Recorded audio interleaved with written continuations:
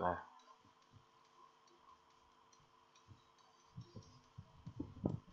Rồi, giờ mình thêm cái phần thể loại biểu diễn. Có thể loại biểu diễn thì mới có kế hoạch biểu diễn. Rồi cơ sở dữ liệu coi thể loại gồm có gì. Table thể loại rồi thể loại thứ hai cột là mã thể loại tên thể loại. Mã thể loại thì nó tự động tăng rồi, mình không quan tâm, chỉ quan tâm đến tên thể loại thôi.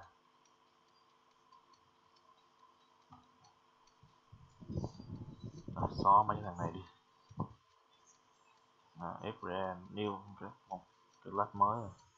FRA thể loại.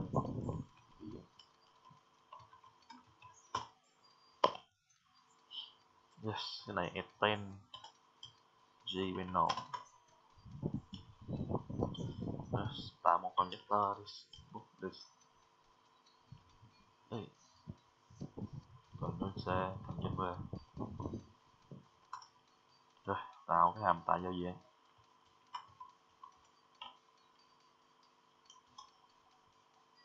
Bring tạo giao diện. Void tạo giao diện. Rồi thì cái này cũng với mấy thằng bên này ha, quay copy cho nó không. Rồi có button thêm sửa xóa. Rồi có một cái table. Rồi copy qua với nhau thôi, copy cho nó mau, không sửa. Rồi lỗi thì qua đây copy thêm mấy cái nút này nữa.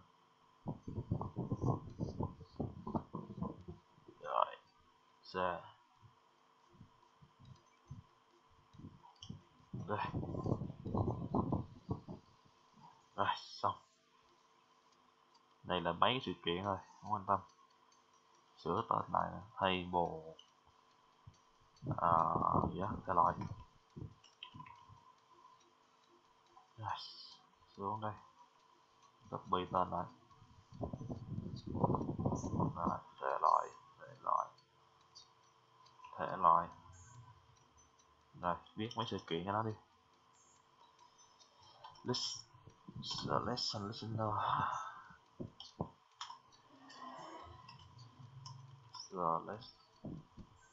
Và new. Rồi một cái button thêm action.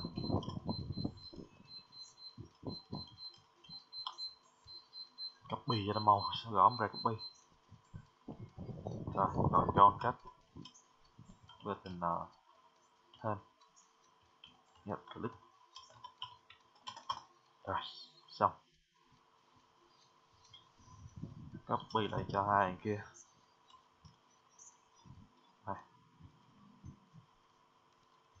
Này là sửa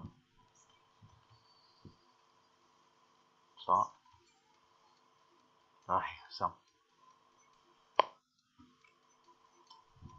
Rồi cái này sửa lại một tí là hai cột thôi, là mã thể loại. Rồi này là tên thể loại.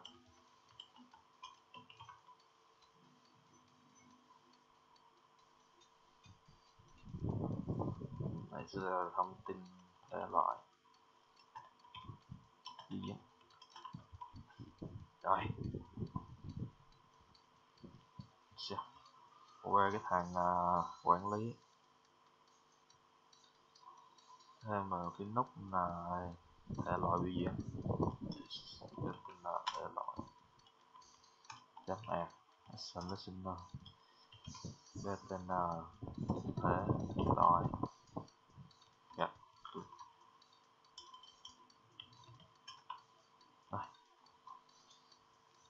Rồi copy lại thôi.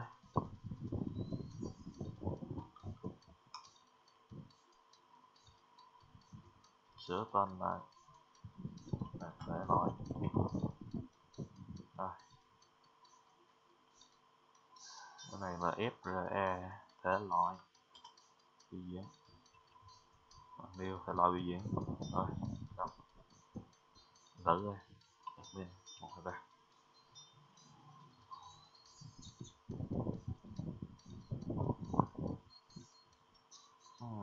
Tôi chưa có gì hết gì nào.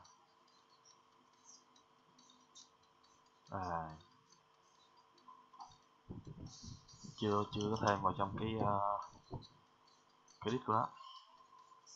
Rồi mở lại thằng quản lý nhân viên, chỉ đây copy 2 dòng này vào đây. Rồi xong admin 1 2 3.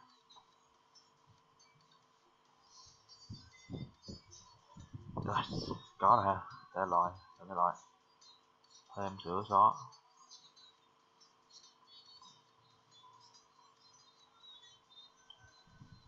Rồi vô đây model tạo một cái list mới, select thể loại biểu diễn,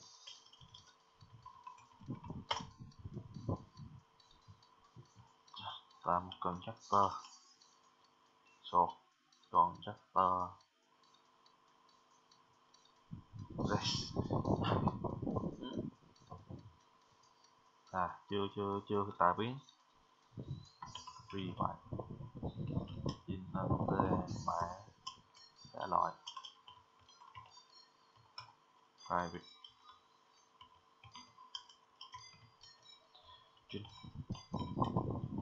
tên thể loại này đây số constructor chết vào 2 cái luôn á. Rồi số constructor bỏ 2 này đi, constructor không thông số. Rồi số getter sitter chết vào hết luôn. Rồi, ok rồi xong.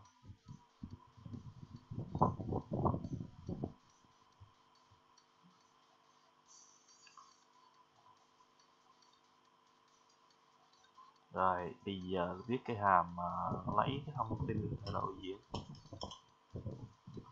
Rồi, vào đây xử lý model new cái lạch mới, xử lý thể loại diễn. Rồi cứ qua đây copy này lại, bắt rồi xong sửa cái tên lại. Rồi ok. Cái thể loại biểu diễn nó cũng giống nhân viên, nó sẽ trả từ một cái list nhân viên. Sửa nhân viên đây, phòng ban cho dễ nhìn đây. Nó sẽ trả một cái order list nè, lấy sách phòng ban này. Thì để nhanh gọn là copy bỏ qua đúng không? Rồi nó bắt đầu đây là CSS thông tin thể diễn. Rồi copy bỏ xuống. Rồi đây là không thể loại chứ, thể loại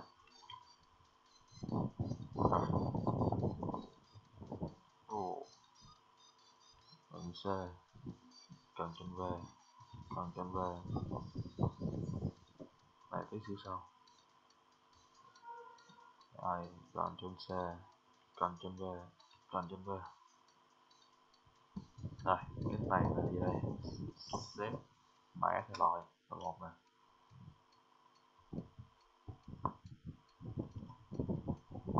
Này là chấm xếp tên thể loại. Rồi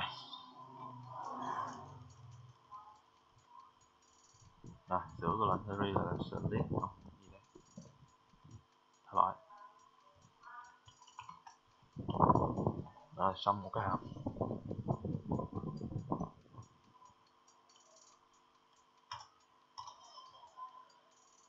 Rồi cái này muốn nhanh thì mình qua bên cái FRM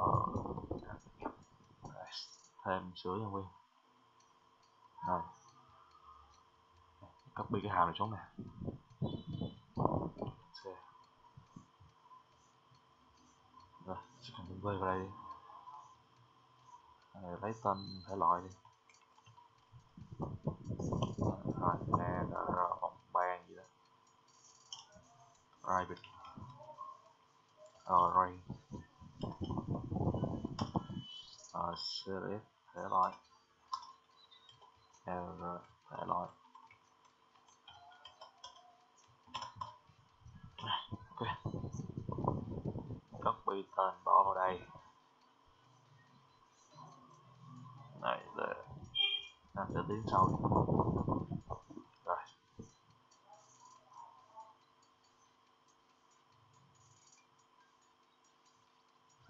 Xóa đi luôn.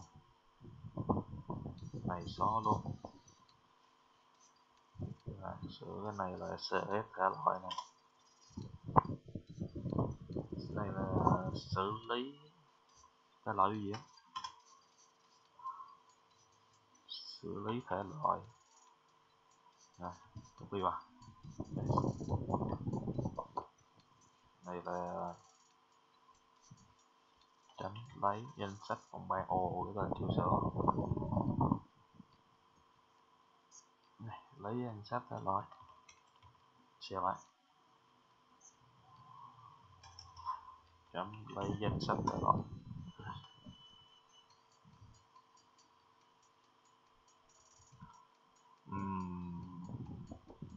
Rồi, coi còn gì nữa không? Đủ đúng không? Viết error thể loại. Đây là kiểm tra nè. Chấm sai. Lớn hơn không? Rồi.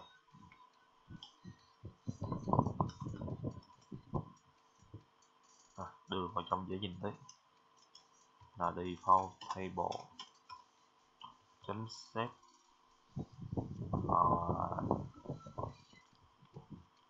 chết rau cao sao? Rau cao còn không.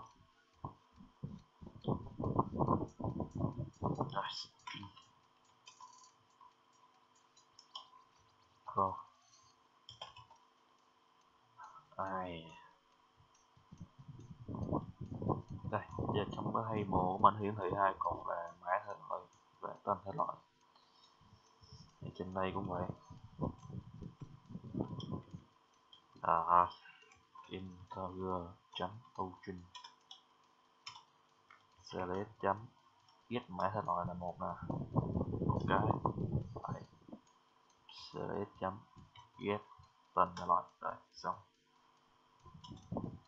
Default table chấm arrow. Rồi hash default table chấm data field data thì một số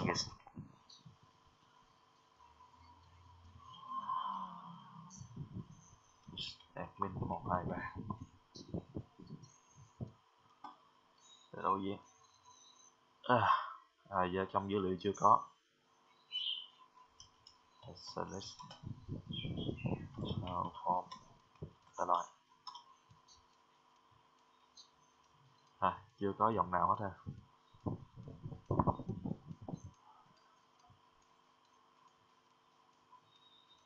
Copy hàm này bỏ trên đây.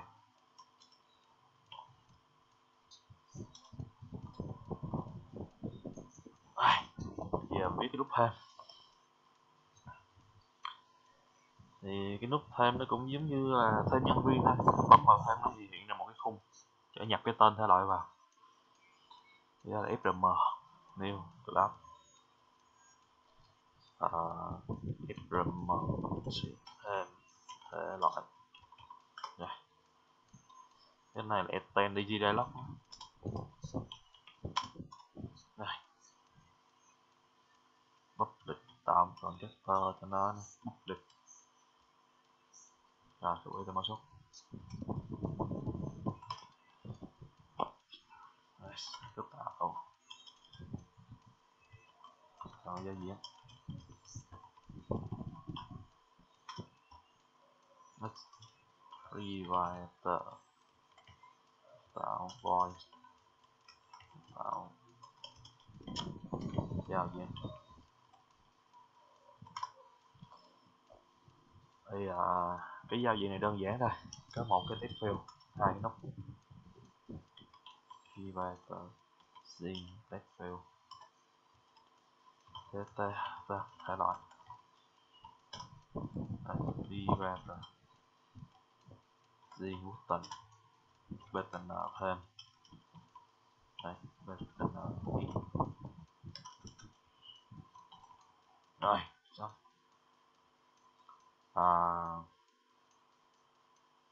tại giao diện đi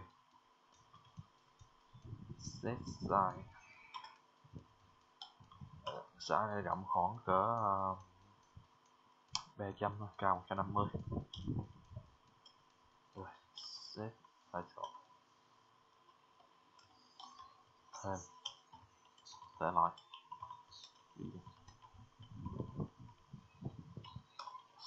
set resize set resize phải không, set relative luôn gì nữa không ta, đủ rồi. Set cái gì đó, set layout new border layout rồi xong. Đây dùng box layout, đặt là main box đi, và box chấm create vertical box box này là box box tên thể loại đi, và box chấm create horizontal rồi.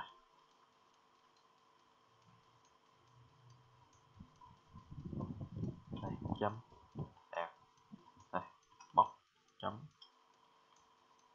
create horizontal cách khoảng 15 đi, cách cái biên 15 pixel rồi copy rồi ở giữa là mình thêm nè G label bên bạn new G label tên thể loại chấm này copy vào số lại lbl rồi xong. Rồi tiếp theo là cái này cho nó cách nhau khoảng 5 pixel thôi. 5 pixel. Tiếp theo là cái text field data và new text field đây là 20 đi rồi cũng copy xuống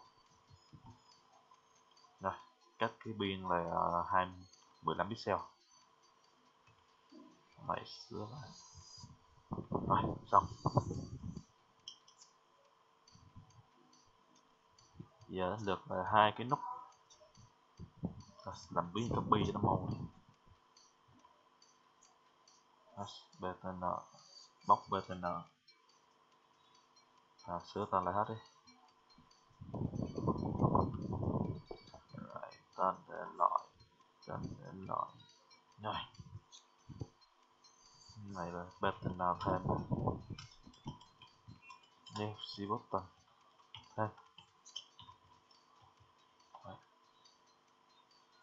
copy mặt rồi xong. Btn hỏi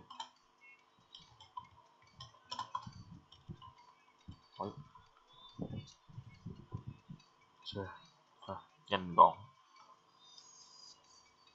rồi giờ add vào góc chính nè main box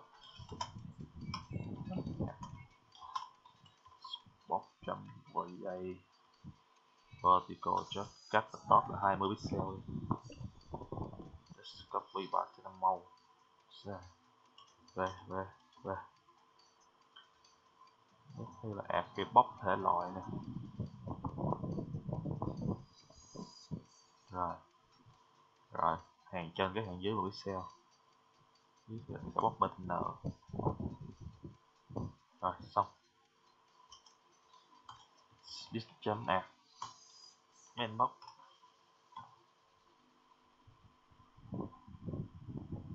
Rồi đây thêm thử đi. Frm subject thêm thể loại, frm bằng new, frm thêm thể loại, frm set modal true, frm set vị trí true. Rồi viết cái nút hủy cho nó đi. Tên hủy chấm add action listener, tên hủy.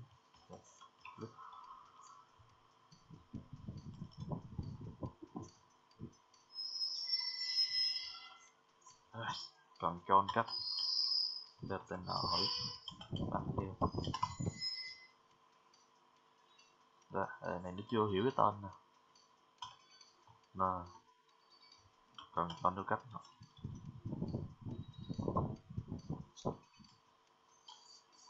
Tên hủy subject collect bằng new.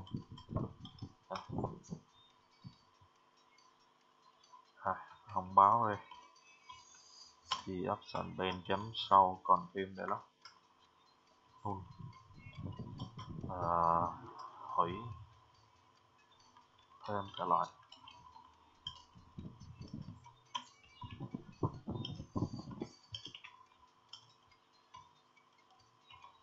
Nha, phải message là thông báo. Đây the option bên chấm yes no option. Bằng the option bên chấm yes option. Rồi ok, giờ deposit. Rồi lên 123 cái lâu gì rồi thêm mới đây đó, thêm nó hủy. Yeah.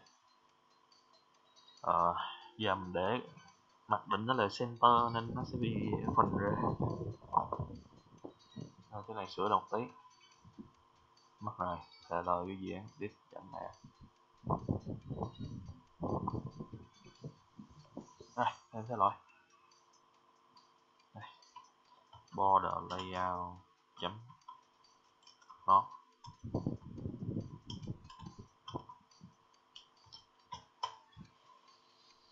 Rồi xong.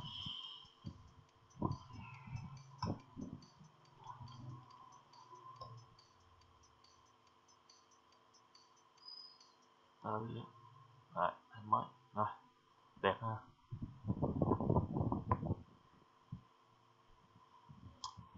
Giờ còn cái nút thêm này nữa là không mệt. Nút thêm thì đẩy qua. Thêm đâu rồi. Box 15 thì cái này cho 20 đi. Chắc là nó còn khoảng trắng với hai kia nữa. 1, 2, 3. Nè, mới. Ồ, vẫn chưa qua.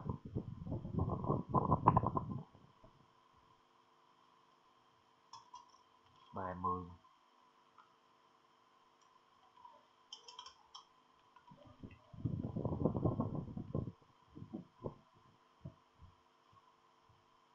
Rồi, bằng rồi.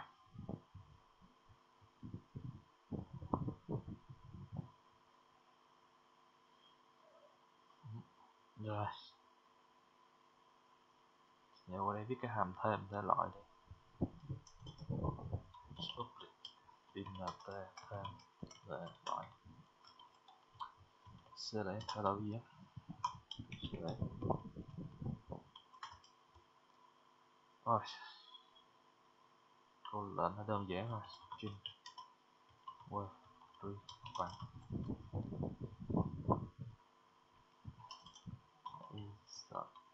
into thể loại value inner nhí nháy. Rồi xong.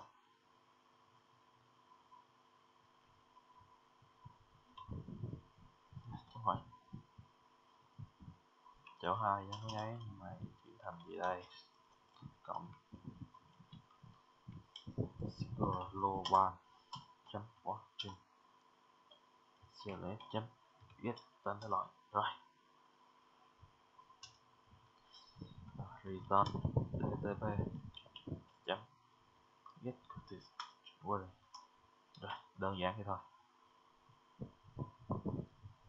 bê tên nào thêm nào. Bê tên nào thêm chấm action listener, bê tên nào thêm có đích.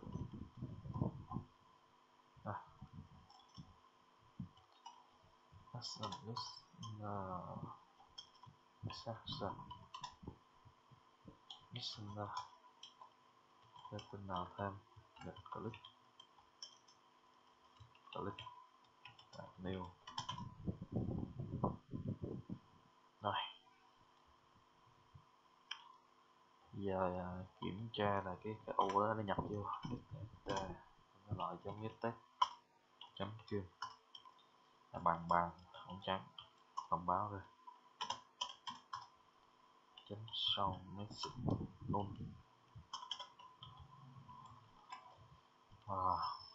mua lòng tên thể loại.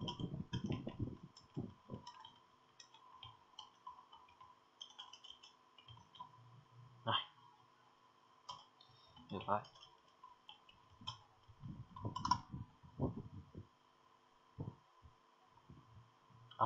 Sửa lại này tí đi, cái này không cần có cái này kinh đó, thể loại vậy được rồi. Rồi xong.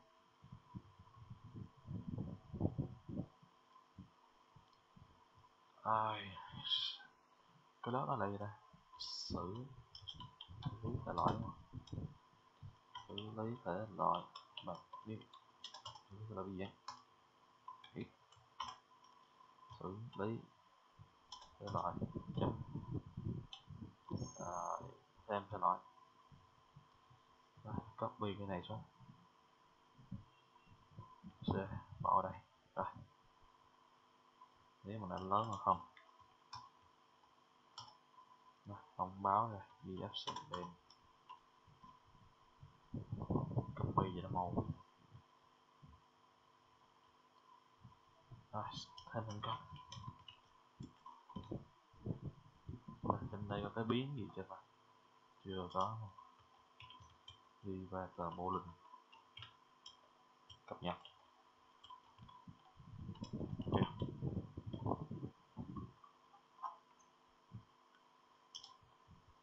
Rồi cập nhật và chôn.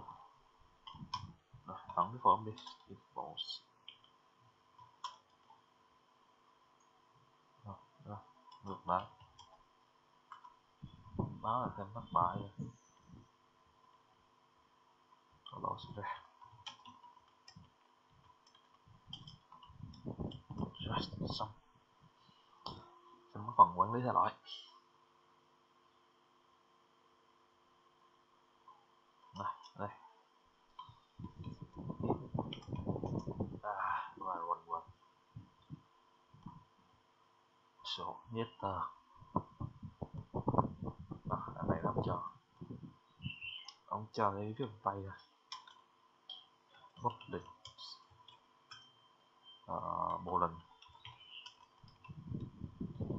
get trạng thái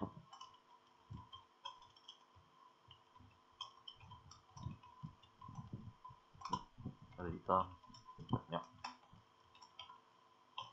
Rồi xong.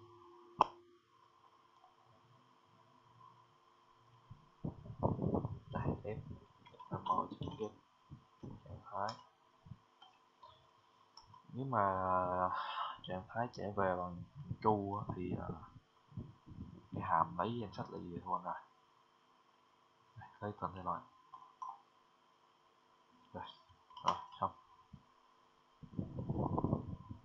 rồi mình đây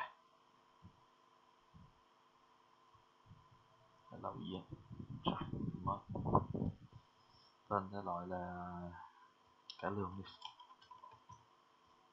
hết ồ ra là này chưa thêm vào đây rồi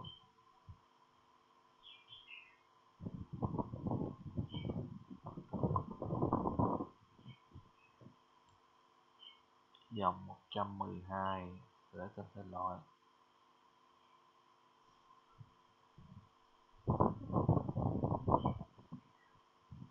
ồ sai gì vậy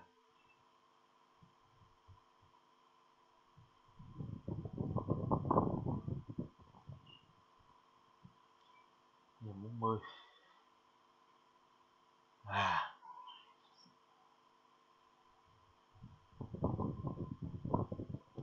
xử lý thể loại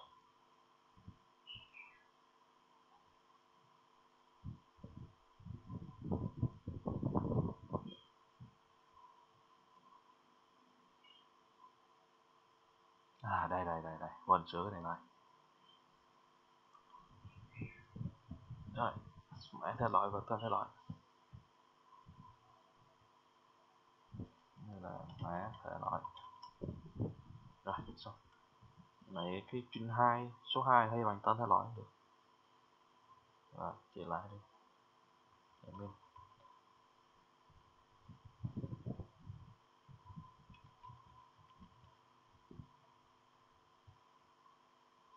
đâu gì đây rồi có là cả lương rồi tạo thêm cái đi để loại biểu diễn là chèo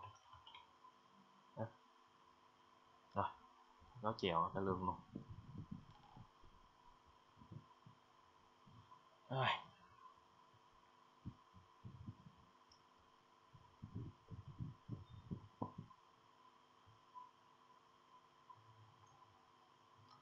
giờ mình thêm một cái nút là sửa đúng không sửa vào FRM new class mới tên là FRM sửa thể loại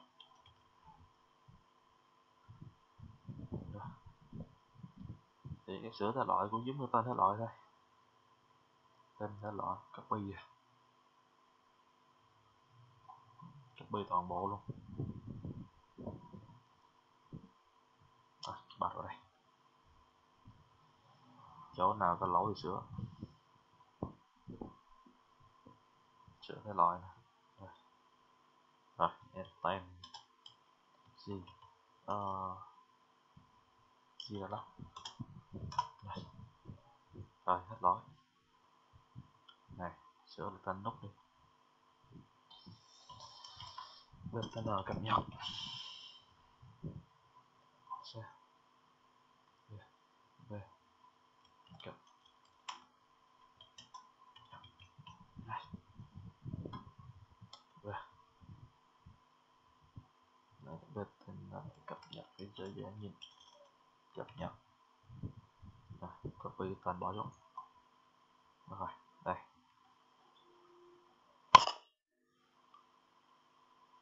đổi ý đây là ý cập nhật cái loại rồi còn cái nữa là này là một con vector hàm số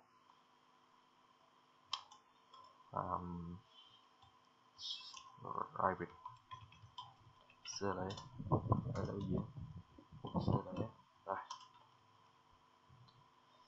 này cũng vậy thêm vào hàm số đó là CLS rồi x chấm CLS bằng CLS rồi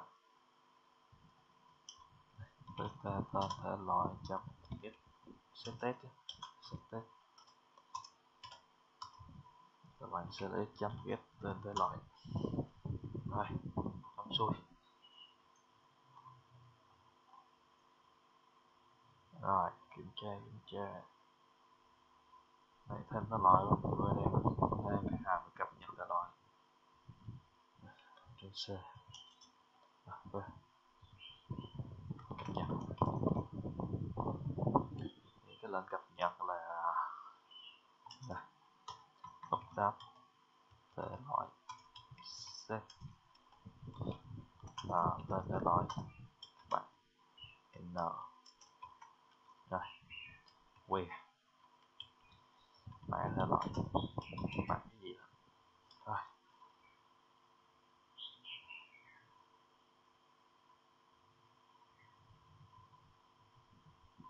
bỏ vào đây rồi số này thay bằng như vậy cộng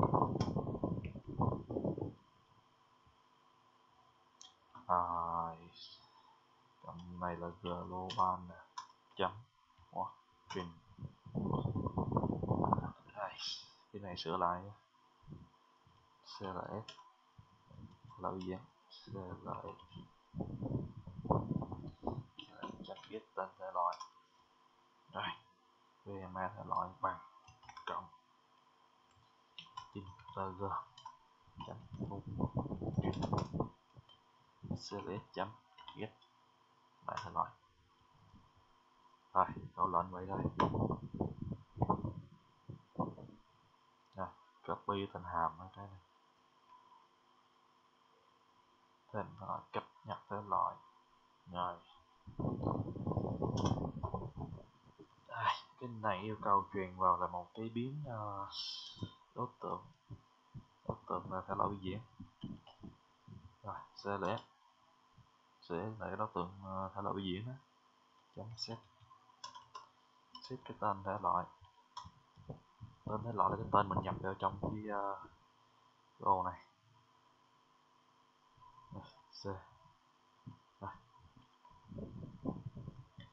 select nhập nhập thành công rồi xong xuôi thêm cái nút sửa này đó nè nút sửa copy dành này bỏ xuống thôi là sửa thể loại c v rồi này nó yêu cầu là truyền cho một cái đối tượng là thể loại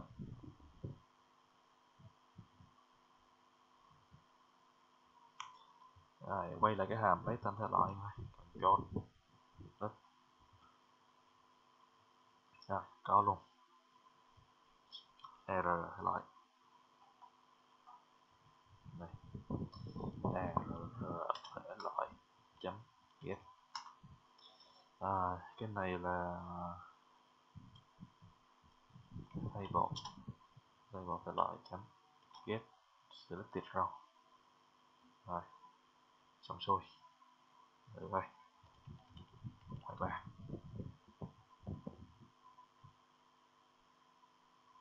ví dụ chèo đi sửa tên là chèo ha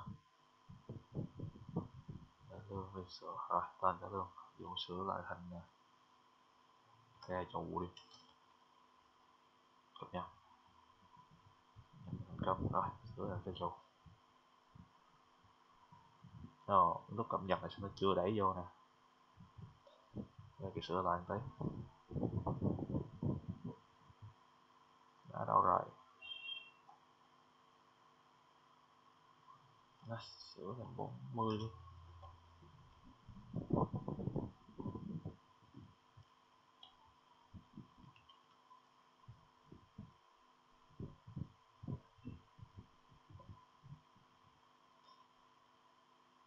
cái này chưa kiểm tra nó báo lỗi này chưa có chọn dòng nào sửa rồi okay.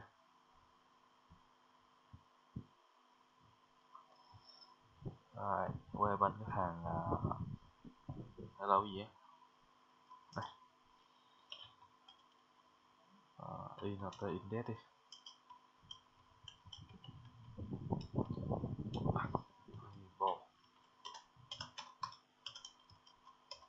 chấm get selected row index lớn hơn -1 thì làm cái này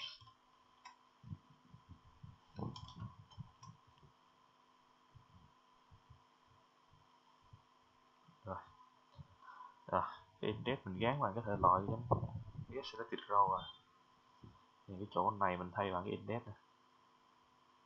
Rồi xong, ngược lại không lát the option then chấm xong exit random luôn 10 lần chọn cái loại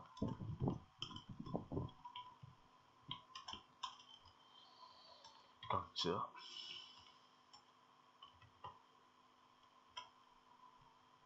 đây ra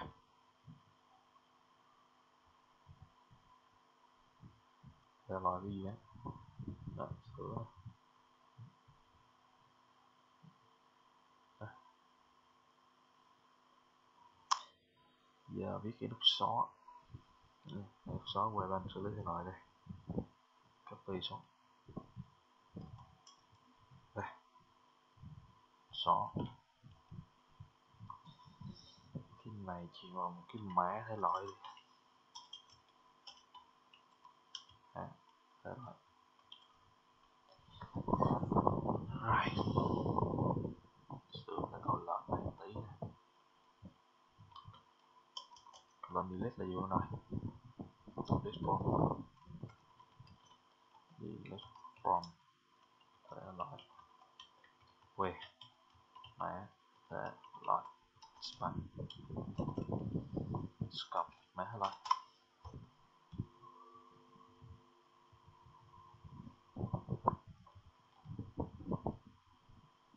rồi ấn cái copy cái này xuống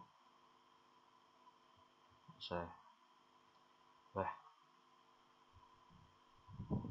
rồi xóa mấy cái dòng này đi, vui lần chọn thể loại xóa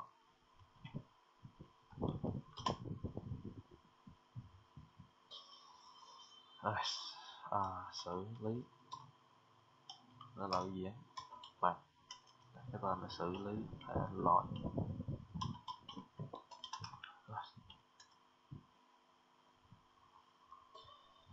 yêu cầu chuyên một cái mã thể loại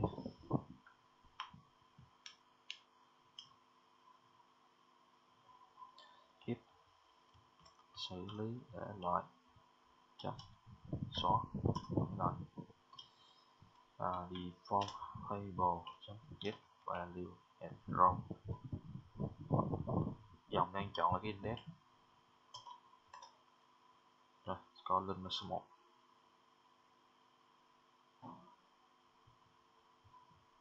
chấm tô trinh chấm tô trinh lớn không,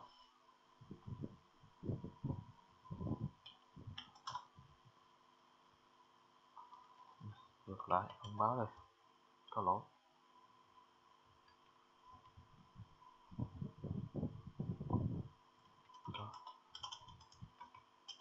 có lỗi xảy ra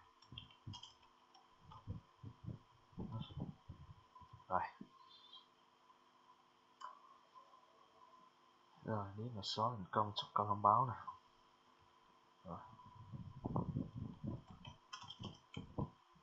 để xóa thể loại này rồi lấy tên thể loại xong lỗi gì đây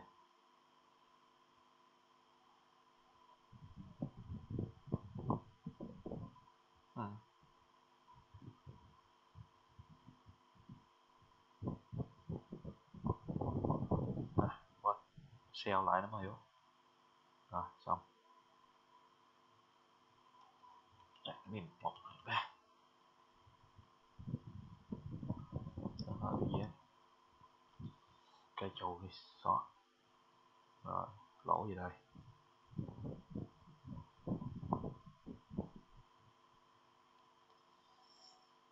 có lỗi xảy ra lỗi dòng nào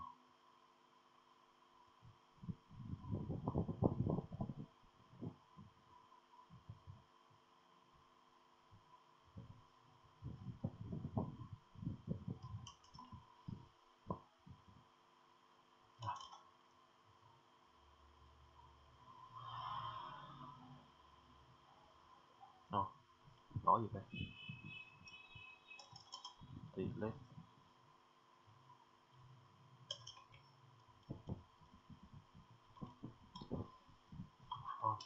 Thế lỗi. Mẹ thế lỗi. Ba. Ồ, mẹ xóa rồi, xóa lỗi ra.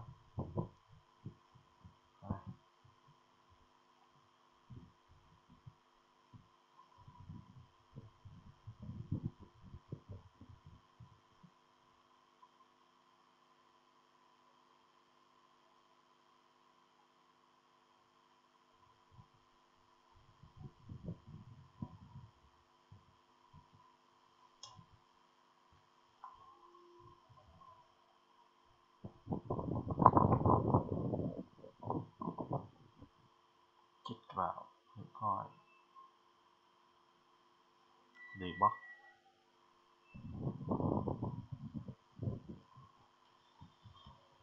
Rồi, ok. Nhưng mọi bạn để lỗi gì á, xóa mấy cái này đi. Tiếp thêm mới một cái đi, đó cả lương đi. Thêm cái này đi, kẹo. Rồi, bây giờ xóa thành cả lương đi, xóa.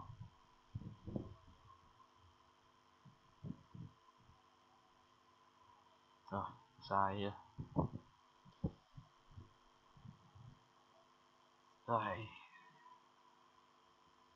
sai cái gì đó thì mình sửa chỗ. Đúng rồi. Đây còn cái lỗi gì đây, xóa. Get value add ở dòng 1 cộng 0. Rồi, mọi bạn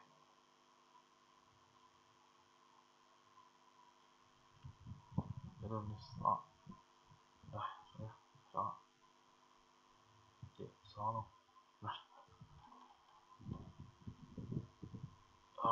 Thằng này xóa xong cho nó không fill lại đây.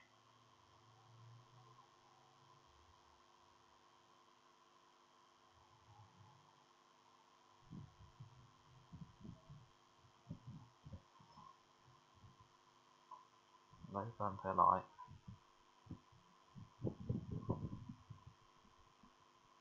Rồi.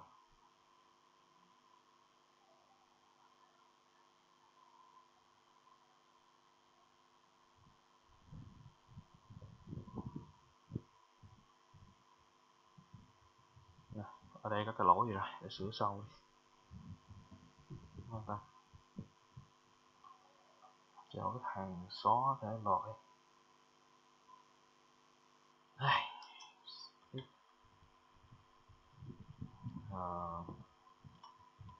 Dẹp xong bên chấm sau cộng phim.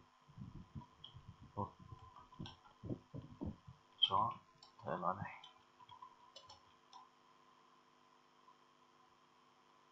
Quá. Không quá. Đi option bên chấm giúp no option.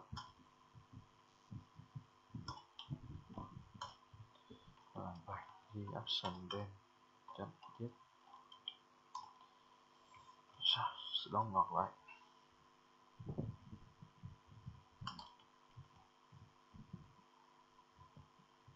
Đây, không.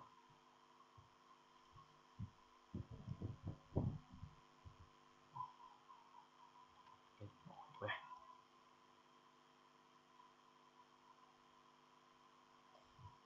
Thế là gì vậy? Thêm mới, cả luôn. Đây. Cái chuột.